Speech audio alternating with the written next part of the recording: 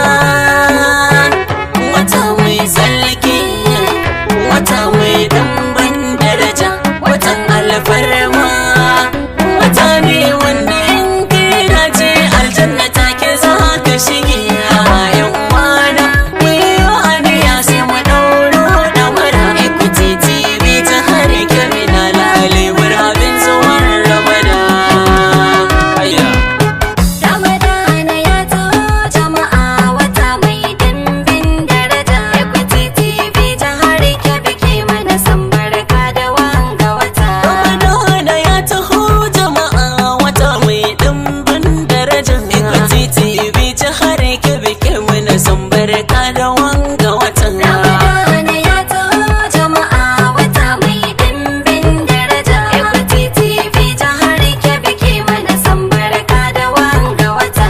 Da isbaka rahimi ahadin samadin Allah mai duniya. Ramadana ya taho jama'a. Gani mai ibada baiwa tabaraka kara min kar na tsaya. Equity TV mana marhaban. Nasalar ka da ke yin waka sannan a cikin taban fariha. Ramadan ya dawo jama'a. Watan azumi abun alfahar a gare mu musulman duniya. Ramadana ya taho jama'a, wata mai dimbin daraja. Equity TV jihar Kebbi ke mana san barka da wanga wata.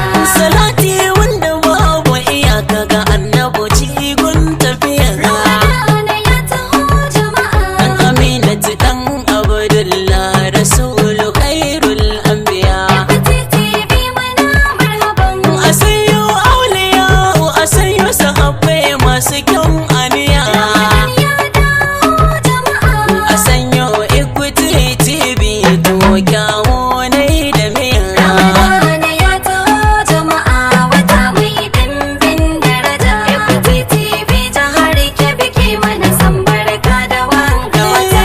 Watan Ramadan wata ne mai ɗumbin daraja da tarin yawa. Ramadana ya taho jama'a. Equity TV tana yin kira mu iyo sadaka fagen shan ruwa. Equity TV mana marhaban. Kowa ya ciyar da mai azumi hakika abun akwai karuwa. Ramadan ya dawo jama'a. Da ibada kar mu sassauta a watan nan sai mu dau aniya. Ramadana ya taho jama'a, wata mai dimbin daraja. Equity TV jihar Kebbi ke mana san barka da wanga wata. Ramadan ya zo muna maraba amma ku sani akwai magana. Ramadana ya taho jama'a. Tare ku lati ba shi da kyau na so jama'a a ke kutuna. Equity TV mana marhaban. Jama'a mu yawaita yin sadaka ko da ta dabino ce da guna. Ramadan ya dawo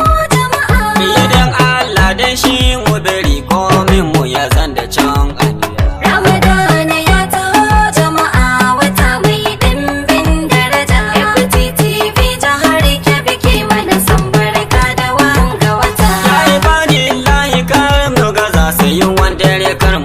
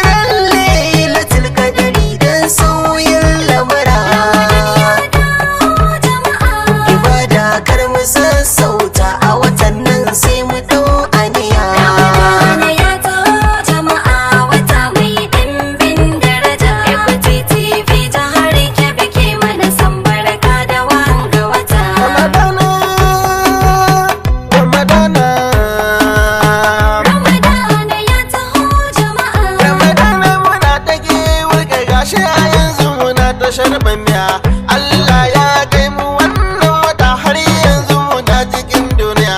Don musulman duniya ku yi tuba kar ku shige cikin hawaya. Ramadana karimu wannan watan alfarma ne ku yo dubiya. Ku bi dokoki dukan rayuwa addini ya tafi da haka. Ku bi hanya ta kwarai waraka don kan mu shige cikin halaka. Ramadana magani ne duk mai wata cuta ta yayyo waraka. Ku yi bauta kar ku yo gajiya na je da akwai dubun ɗaukaka. Duk mai aibu ya tuba ga Allah in ko ya ki ya halaka.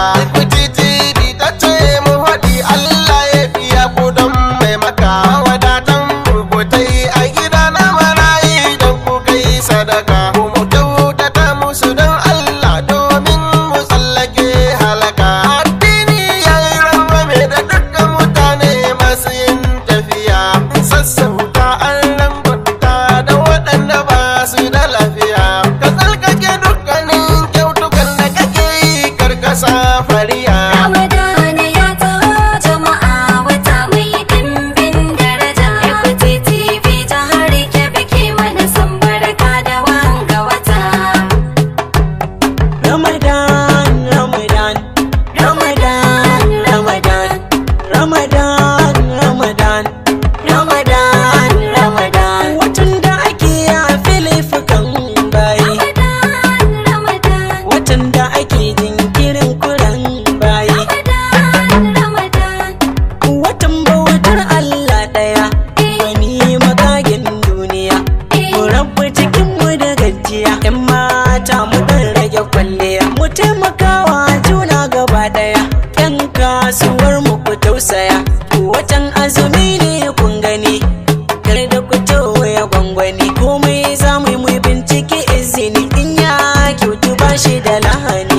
Ramadan, Ramadan, Ramadan, Ramadan, Ramadan, Ramadan, Ramadan, Ramadan. Mu karrama junanmu, mu taimaki junanmu, gyara ɗabi'unmu, sannan da halinmu.